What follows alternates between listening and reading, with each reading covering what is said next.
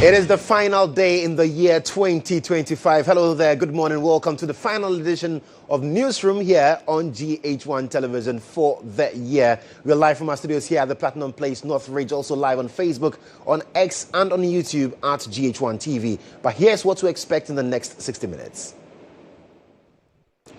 A notorious burglar has been arrested in Koforidua after getting trapped in reinforced concrete ceiling of a bank. Stay tuned as we bring you more details. Also, a member of the NPP's communications team, Kodjo, has described the decision by the Public Utility Workers Union to embark on a strike over the Electricity Company of Ghana's private sector participation as a non-starter. All too soon, the much-anticipated 38th Samampede Festival in Boko has concluded with calls for the youth to prioritize peace, development and empowerment. In business, the government has made an early payment of a $709 million Eurobond, a move officials say strengthens Ghana's fiscal credibility and supports ongoing economic recovery. And elsewhere, Guinea's Junta Chief General Mamadi Doumbouya wins a presidential election by a landslide. We've got details coming up shortly.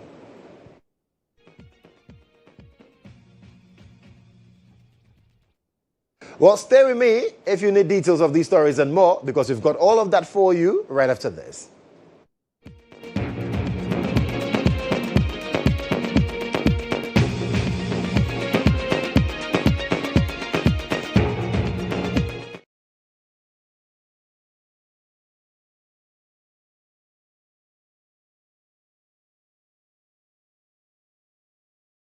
I am Joshua Kodjo Mensah. Let's do the final bulletin for Newsroom for the year. And a notorious burglar has been arrested in Koforidua after getting trapped in the reinforced concrete ceiling of a bank. Now, the New Durban South Municipal Police Command in the Eastern Region says the suspect, Ibrahim Mutawakilu, aged 33, is believed to be behind a series of shop break-ins within the municipality. Police say Mutawakilu, who resides in Hohwe, carries out burglary operations in Nkoko, Koforidua and Accra. Now, investigations revealed that his modus operandi involved traveling to targeted towns, conducting surveillance and identifying shops or stores vulnerable to attack. Now, he would then remove portions of roofing sheets and gain access to the premises through the ceiling. According to the police, Ibrahim Mutawakilu arrived in Koforidua on December 17, 2025, where he conducted surveillance for 11 days. Now, during this period, he identified 10 shops along Legend Street in the Adjimpaketon area, including a rural bank and a forex bureau as targets. However, at about 3 a.m. on Monday, the suspect was unable to exit after noticing police officers on foot patrol in the area. Now, during the arrest, police retrieved a sack containing various tools believed to have been used in the burglary. Items recovered included 2 hacksaw blades, a hammer, a metal punch, 2 screwdrivers, a crowbar, assorted keys, a pair of pliers, a keypad mobile phone, a pair of scissors, a grinding machine with 2 grinding wheels, 3 wooden hammer handles, and cash amounting to 9,133 Ghana cedis. All these items, we are told, have been retained as exhibits by the police. Now, the suspect is currently in police custody, assisting with investigations, and is expected to be arraigned before court. As part of intensified security operations, the Ghana Police Service has also arrested 28 youth at identified ghettos within the municipality for alleged involvement in criminal activities, including gambling, narcotic drug use and trafficking, and the sale of unauthorized pharmaceutical products. According to him, he entered there on Saturday, 27th of December 2025, and he stayed there on top of the ceiling from that Saturday up to yesterday in the morning. And the owners of the stores went to the shop and found that their ceilings have been broken into and monies and other things stolen from their stores. A typical one is a Ferris Bureau operator who had burglar proof on top of the ceiling, but this man managed to cut and penetrate through to enter into the store and manage to take some monies away. So when they came yesterday in the morning, they found that their ceiling was broken, and upon a search, they found the suspect named Ibrahim Mutawakil on top of their ceiling. They called police and he was arrested from the ceiling. Well, still with police matters, the Ashanti South Regional Police Command has arrested 2 suspects for the unlawful possession of a large cache of AK-47 ammunition following an intelligence-led operation at the Kantanswa Asankare police barrier in the Ashanti region. Now, the suspects, identified as Kwame Afram, a bus driver, and Godfred Essel, a mate, were arrested on December 26, 2025 after police intercepted a Kia Grandbird bus with registration number GT 577118 traveling from Accra to Walewale en route Paga. Now, a detailed search of the vehicle uncovered 2 concealed containers holding a total of 2,600 rounds of AK-47 ammunition. Now, further inspection revealed a bag hidden under the driver's seat containing 2 bulletproof plates, a black crushed helmet, and a pair of long boots. Now, the suspects are currently in police custody, assisting with investigations, while the bus and all retrieved exhibits have been impounded. Police say investigations are ongoing to determine the source and intended destination of the ammunition. Now, the Ghana Police Service has reiterated its commitment to disrupting the illegal movement of weapons and ensuring public safety across the country.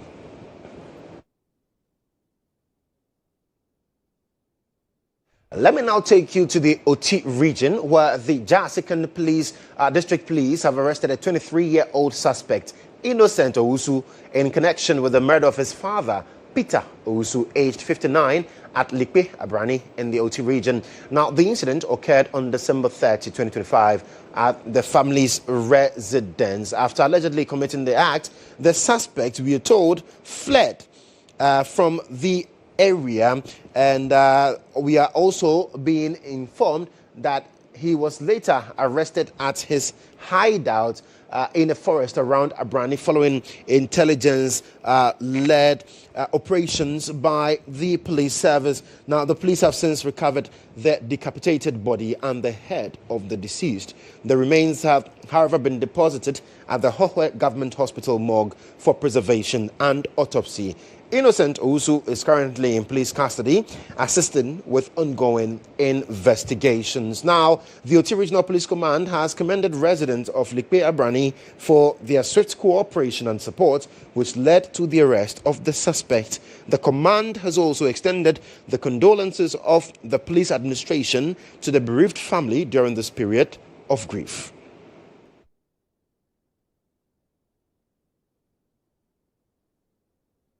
Now, the Tema Regional Police Command has gunned down 3 suspected armed robbers during a gun battle at Afienya Matayeko enclave. The robbers were resisting the police during a robbery incident. Now, the police disclosed that over the years, there have been a series of armed robberies in the Tema metropolis and its environs by notorious robbery gangs, numbering about 15. However, through sustained targeted operations, some members of the gang have been arrested and put before competent courts of jurisdiction and are on remand. Some on court bail and others still at large are being pursued by the police for the arrest. Addressing journalists at a press briefing, the Tema Regional Police Command noted that in the early hours of 29th December 2025, the police in Tema encountered 4 members of the gang who had embarked on a robbery expedition in the Afienya Matayoko area, leading to a violent exchange of gunfire that resulted in the death of 3 of the robbers and the arrest of 1. Here is ASP Dede Jakpasu, who is Public Relations Officer of the Tema Regional Police Command, giving highlights of the operation. Police moved in and were met with open gunfire from the gang members, resulting in an exchange of gunfire with the police. Police recovered 1 AK-47 rifle, 1 telephone pistol loaded with 6 rounds of ammunition, 2 cutlass, and 2 Royal motorbike, 1 unregistered and the other with registration number M25 GT-4243, which were used by the robbers. 4 of the robbery suspects were shot, of which 3 were quickly rushed to the police hospital for medical care, but were pronounced dead upon arrival. Some members of the gang have been arrested and put before competent courts of jurisdiction, and they are on remand. All exhibits have been retained pending further investigations. Well, let's stay a bit longer in the Tema enclave because a coalition of youth groups known as Brothers with Passion dedicated Christmas Day to cleaning the frontage of Nungwa Mighty Beach. This cleanup brought together young people from diverse backgrounds to join hands in keeping Ghana clean. Our Tema correspondent Joseph Otarika has more. While many celebrated Christmas, Brothers with Passion, a youth group committed to community service, spent the day cleaning up Ghana's beaches. The volunteers, drawn from underprivileged communities, joined forces for the 4th edition of this annual exercise organized by LCB Worldwide. Procurement Officer for LCB Worldwide Ghana, Adam Yao King, urged all Ghanaians to practice discipline in maintaining environmental cleanliness, noting that the exercise is part of the company's corporate social responsibility efforts. It helps the environment to look neat, and also when Brother with Passion brought the proposal to our decks, our managers also see that this is part of social responsibility for them, so that they can also help the country. So with Brother with Passion, whatever they are doing here, LCB is pushing them because they want the Mother Ghana also to look good and our beaches to look clean, so that if any tourism will come here, also come and see. Well, we apologize for the quality of that audio there. We'll bring you a cleaner version in subsequent bulletins. But a member of the NPP's communications team, Kodjo Poku, has described the decision by the Public Utility Workers Union to embark on a strike over the Electricity Company of Ghana's private sector participation as a non-starter, adding that there is already a cabinet decision to allow for same. Speaking on GH Today with my colleague Lily Mohammed, Kodjo Poku said the union should rather return to the negotiation table to allow for constructive solutions. He noted that ECG is currently burdened with significant technical losses and stressed the urgent need for investment in modern equipment to address persistent localized faults within the system. Puhu, and I don't think my brother Nyantechi is still the head of Puhu now. You know, they do their own internal politics. So the leadership of trade union is politics. So the leadership have to do something to show their workers that Omusu Buja, they are also acting on their behalf. So mostly when we see some of these things, we should basically see it as also they are also doing what they've been put there to do. It's basically, but I have this very simple conversation that I always do. And myself and Mr. John Tua have been on this conversation as far back as 2017. When Puhu, at that time, when we're going to go into PDS arrangement, they opposed it. I think the conversation has far gone from PSP. You see, nobody is selling ECG. ECG, what is happening is that both parties, I was the chairman of Dr. Bamuya's manifesto, and in the MPP manifesto, private sector participation is in there, right? Everybody agrees that there is a need, when PDS did not work, right? There was a need to go back and immediately do it.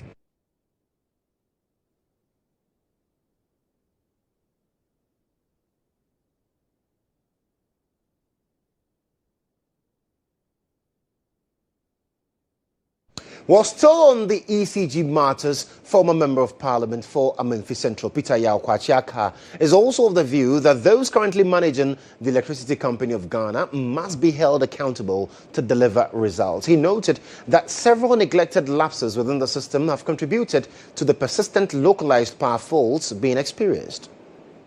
The Minister for Finance said that 90% increase in revenue in electricity, so which was a good thing. And for a very long time, they were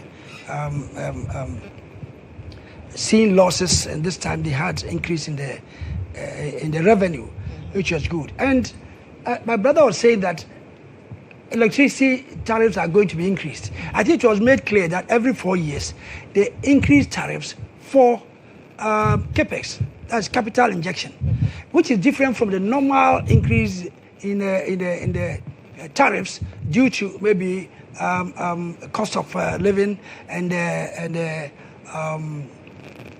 dollar city rates. This is not so. This one, you have seen that they need capital injection. It's there that every 4 years you need to get some distance to help the company to acquire new equipment, which is what you are going to do. We are very lucky that these days lights are not going off like before. Before it was that they didn't have money to pay the IPPs. Now the government has been able to mobilize money to pay the IPPs. So we don't have that problem that the power which is being supplied is less. No, that is not a problem. That's why you see the power on all the time. What is experiencing locally, that is the normal inefficiency in our system. Yes, my place also sometimes I get lights off. But they call it localized faults. Localized, yeah. And these are the things that we must make sure that we eradicate it.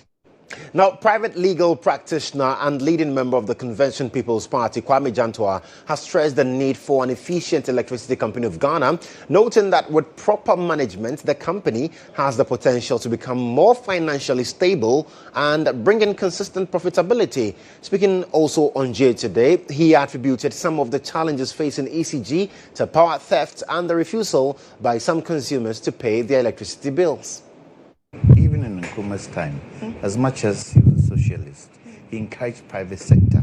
The Kousus of this world, the Boachi mattresses of this world, all those companies were private sector companies, and he worked with them. China is doing a similar thing, where the private sector companies, but they are socialists. So that particular argument shouldn't be made. We need to have an ECG which is effective. That today, the government is not putting pressure on ECG to go and buy refined petroleum products. The cash waterfall mechanism seems to be working fine. Yes, there are debts that need to be paid. And what the minister is saying is that for certain operational parts, we need private sector. But I believe the minister, because I've sat and I've discussed this thing with him, we are not going to sell ECG. I'll be the first person to shout from the top of the trees if I sense any kind of sale of ECG. Look, ECG, if we handle it well, it's a blue chip company. GMPC, if we handle it well, it's a blue chip company. There are certain blue chip companies, VRA, blue chip company. That is where we should head for, to make these companies strong, to make their constitutions strong, to make their managements strong and viable. To serve who? Ghanaians. And hopefully, if parties change or when parties change, because we have put in strong mandates for these companies, it just continues. And that personal interest bit is put to the backside. I think some of the challenges of ECG also come from us, the people. We steal electricity, don't we? We don't pay our electric bills, don't we? So if we don't pay our electric bills and we see electricity, how do we expect the company to work and work effectively? It won't. So we should all try as much as possible to help in making sure that these companies work and work to the benefit of Ghana.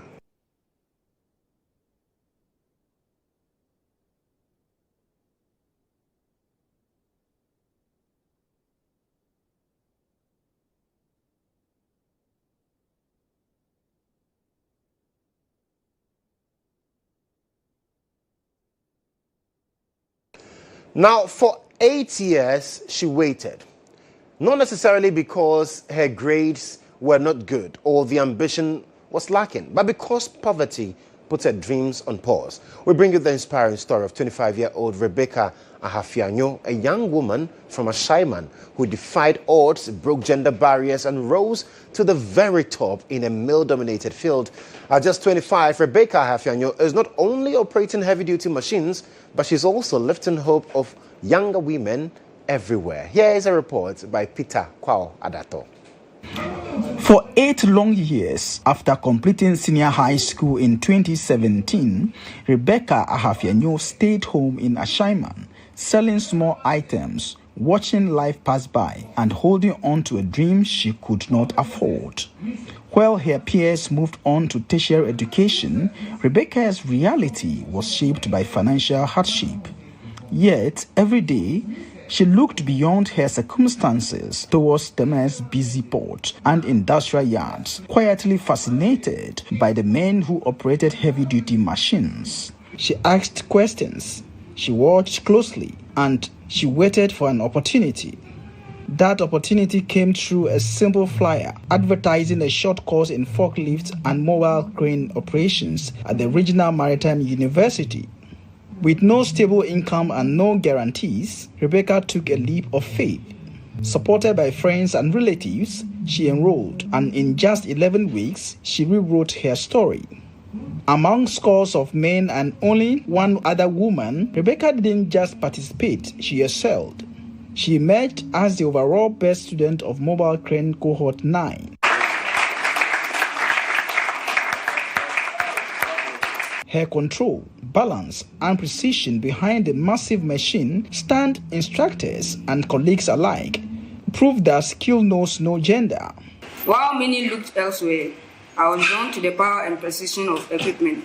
I arrived here as a first student, filled with the hope of acquiring the knowledge and practical skills necessary for my future endeavors.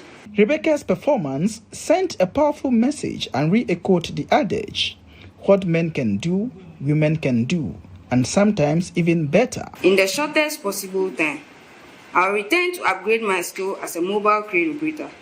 I'm eager to master any new equipment which will be provided. Rebecca's excellence did not go unnoticed. Even before graduation celebrations faded, opportunity came knocking. A guest speaker and CEO of Manswa Engineering Limited, Mohammed Awal Gariba, offered her direct employment along with a pledge to support her future ambitions. I was so much impressed when I saw a female as the best graduating student of the mobile crane program. Madam, you already have a job in advance. We need to encourage the women to enter into such industries. We are very happy. We also like to help push you. Because knowing what a crane is, with my years of industry experience, and to see a lady as the best graduating student, in fact, it moves me a lot. From petty trading to global employability, Rebecca now stands at the doorway of a career sought after across industries and borders. But beyond the accolades, her message is simple and firm. Dream big, take charge of your future, and never let circumstances define your limits. Peter Kwao Adato's report for GHOne News. Well, let me take you to Boko, where the 38th Samampid Festival has concluded with calls for the youth in the area to prioritize peace, development, and empowerment. The celebrations saw the youth of Kusong welcoming their 6 members of parliament, including Majority Leader Mahama Ayariga, to the Kusong traditional area. The MPs representing Binduri, Boko, Pusiga, Tempane, Garu, and Zibla were greeted Thousands of enthusiastic supporters. My colleague Kasim Idris, who brings us more from the enclave, is joining us via Zoom to give us an update on the conclusion of Samampede and basically what the message really was. Kasim, thank you so much for joining me. So yes, indeed, the festival has come to an end, but what can you tell me now? Good morning, Joshua. Like you rightly said, the Samampede Festival today actually is coming to an end. And as you can see at my background, most of the MPs are home. So this is another opportunity for them to also meet their constituents and cast salt for some project and other things. Right now, as we speak, I find myself in the Tempani constituency where currently the Member of Parliament for Tempani, Honorable Lydia Alamisa Kanvariba, are currently engaging his constituents to cast salt to give them some school facility at the Kobrago area. Now, this Samampede Festival paved way for funerals to now perform in the Kosa Traditional Council. Now, the divisional chiefs, sub-chiefs will now have the right to also perform their own Samampede at home. The Samampede simple means thanks given to the ancestors for giving them a protecting them through the rainy season for farming and other things. So after cultivation, all these yield, you need to thank them. So it has really paved way for them. So from today going, you hear people celebrating their funerals, performing their funerals. Other sub-chiefs will also do their festival like we saw at Boku Samampede. And talk to me about the essence of this year's Samampede, especially against the backdrop of what we've seen in the Boku enclave. How did it all go? In fact, this year's Samampede is eyeful. If I say eyeful, it was something that the people that show up. And this year's Samampede, I don't really, for me, I've been here for a number of years. I've been following Samampede. But this year, comparing to this year, I don't know where these people came from. I don't know all these people. I mean, so they've made Kosa Samampede to become one of the best festivals in the northern region, not Upper East region, in the northern region. Because looking at the background, the people, those who came, the respected people, and even the MPs alone,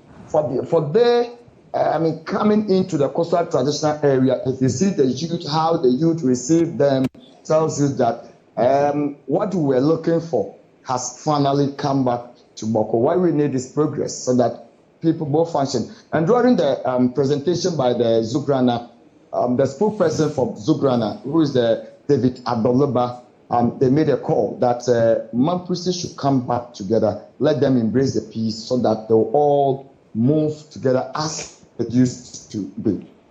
Now, talking about peace, it looks like the emphasis of this year's Samampede has been on basically fostering peace, encouraging especially the young people to embrace peace. Elaborate on that for me. Sure. So this year, Samampede, like you rightly said, it is basically to let the people understand what peace means and how we can enforce the law to all that. So what is happening is that the youth of this area, per what they saw on this Samampede, they've all agreed, they've all come to conclusion that whatever the situation is, there's a right channel for you to pass your grievances to.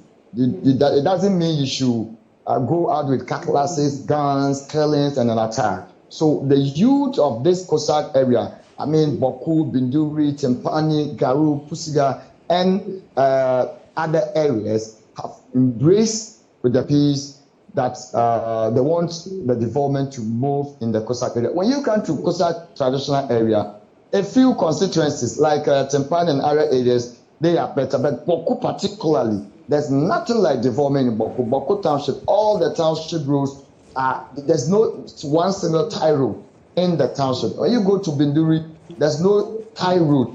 Tempani, the same thing. So it means the investment, the project that were supposed to be seen in these constituencies have rather invested into security. So the youth have come to realize that all what happened during the past, it's time for them to come back to embrace peace, to allow or give way for the environmental project to come to these areas I've just mentioned. So they've embraced peace. So peace is really taking place in the areas. Well, Kasim, thank you so much for the updates there. Kasim reporting all the way from the Boko Enclave on the conclusion of the Samampede, the 38th Samampede Festival. And the tagline, or basically the bottom line, is for the people in the area to embrace peace, especially the young people to embrace peace for development. But away from that, the Ghana Police Service has been urged to intensify checks, particularly against drug and alcohol abuse during the festive season, to help reduce the rising number of road crashes. It follows figures indicating that about 2,400 deaths have been recorded from road accidents, with driver fatigue and drunk driving identified as major contributing factors. That's more. Fatal accidents have been reported on routes from Accra to Ho, as well as highways in the central, Ashanti and northern regions. Experts have attributed it to many drivers spending long hours on the road without rest, while others drive under the influence of alcohol or drugs. But speaking to the news team, Niama Ashiboy, a clan head in the Tema traditional area, blamed commercial pressure from vehicle owners, forcing drivers to rush trips and ignore safety. He urged the Ghana Police Service to intensify checks, especially against drugs and alcohol abuse, to curb the growing toll.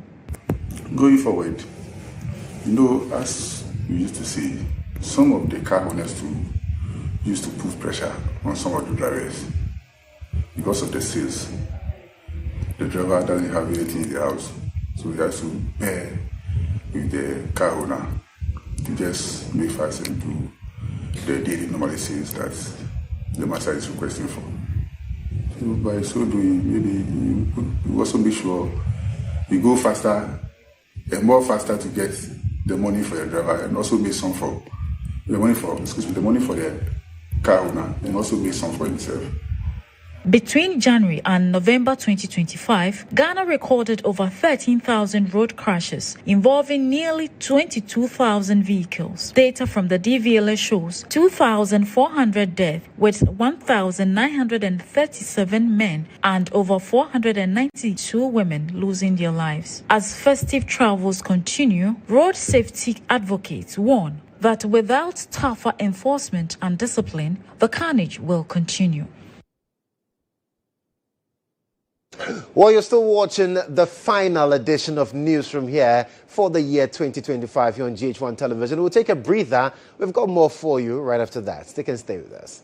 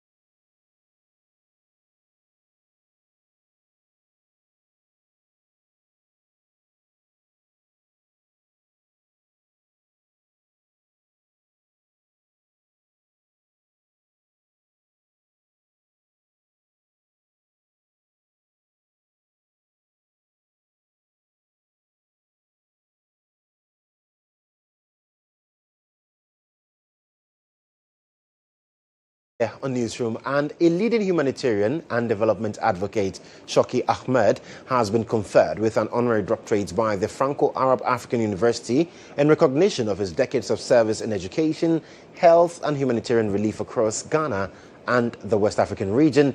The award highlights his role in building sustainable community development models that place people, not profit, at the center of progress. For more than 2 decades, Shoki Abdul Wahab has spearheaded large-scale development initiatives across education, healthcare, and emergency relief in over 10 African countries, with Ghana serving as the organization's regional hub. His interventions span the construction of schools, vocational training centers, clinics, and hospitals, alongside cataract surgery programs, orphan scholarships, food distribution, clean water projects, and livelihood support for vulnerable households. We gather today to honor a man who dedicates his life to serving knowledge and humanity, academic contribution, humanitarian contribution, and others. The Vice-Chancellor, Professor Mohammed Abdullahi Diarra, described Abdul Wahab as a rare example of service-driven leadership that aligns scholarship with real-world impact. The Council branch opens its doors to every deserving researcher for academic promotion across various ranks. Shoki described the recognition not as a personal achievement, but as a call to do more. This one, he put it in my neck because we have more work, inshallah, after this time, inshallah, with the people and with development is all country in Africa. Shoki Abdul Wahab also announced plans to expand operations into underserved regions, areas he describes as requiring urgent development action. All organization work around the Accra, but me, I want to go into far because this area is very, very poor, inshallah.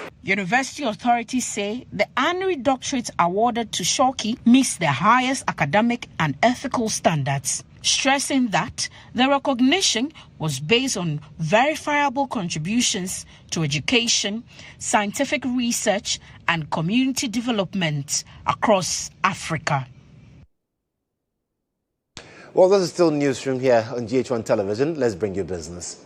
The Business Brief is brought to you by CompuGhana, passion for technology.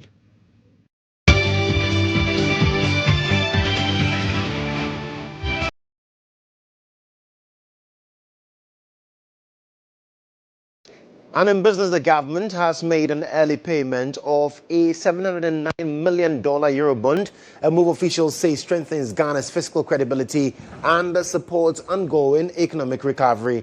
In a statement released on Wednesday, December 31, 2025, the Ministry of Finance confirmed that the payment was processed on December 30 ahead of its due date. Finance Minister Dr. Kasiala Tuforsen described the settlement as a key milestone in Ghana's debt management strategy. This latest payment brings the total Eurobond settlements for 2025 to approximately $1.4 billion. Earlier in the year, the government made 2 separate payments of $349.52 million each, in line with its debt restructuring program. Dr. Atoba Forson said discipline and transparent servicing of obligations is central to rebuilding investor confidence and reaffirming Ghana's position as a reliable sovereign borrower. Now, he emphasized the government's commitment to intensifying reforms in domestic revenue mobilization, public financial management, and debt sustainability.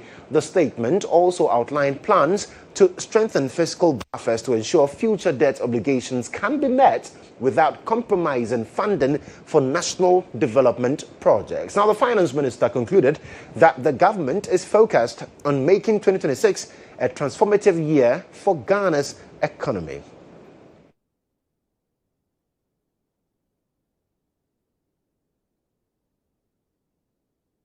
Well, let's go to fuel, because fuel prices of petroleum products are expected to decline marginally at the pumps from tomorrow, January 1, 2026.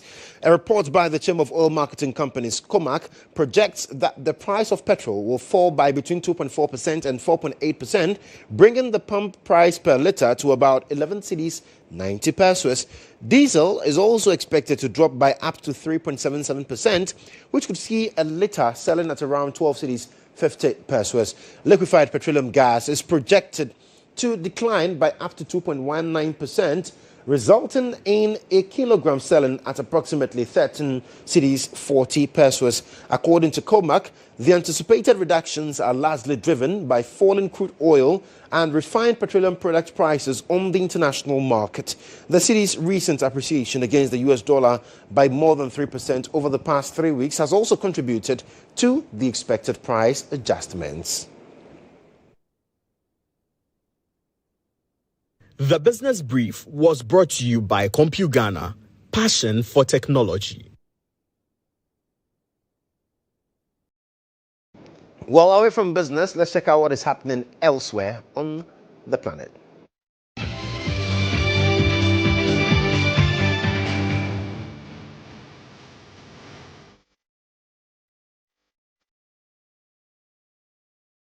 Well, Guinea's junta chief, General Mamadi Doumbouya, has won the presidential election by a landslide, getting 86.7% of the vote, according to provisional results published by the Election Commission. The general is hoping to legitimize his rule after seizing power in a coup in 2021. A civil society group calling for the return of civilian rule earlier condemned the election as a charade after General Doumbouya's main rivals were barred from contesting, while opposition candidates said the poll was marred by irregularities. On Monday, internet monitoring group NetBlocks reported that access to social media platforms TikTok, YouTube and Facebook had been restricted as Guineans waited for the full results. There has also been no official comment on the restrictions, but opponents see it as an attempt by the junta to stifle criticism of the results. The 41-year-old general's victory gives him a 7-year mandate should the results be challenged, though the Supreme Court has 8 days to validate them. Well, that's all in this package for the final newsroom here in the year 2025 on GHOne television. There's more news for you at starfm.com.gh. I am Joshua Kodjo Mensah. Have a lovely afternoon.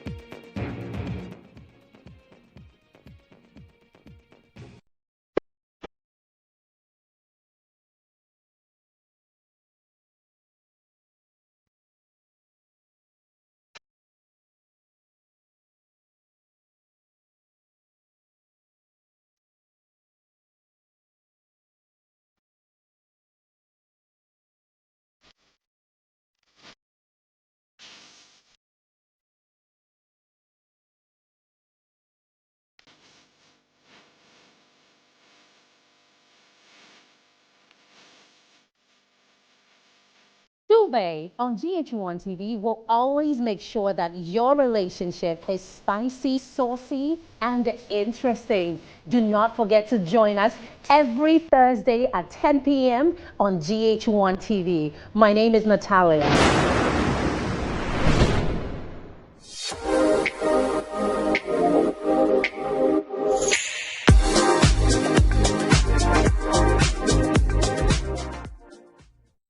Hey, bon, c'est ça, c'est ça. Oh.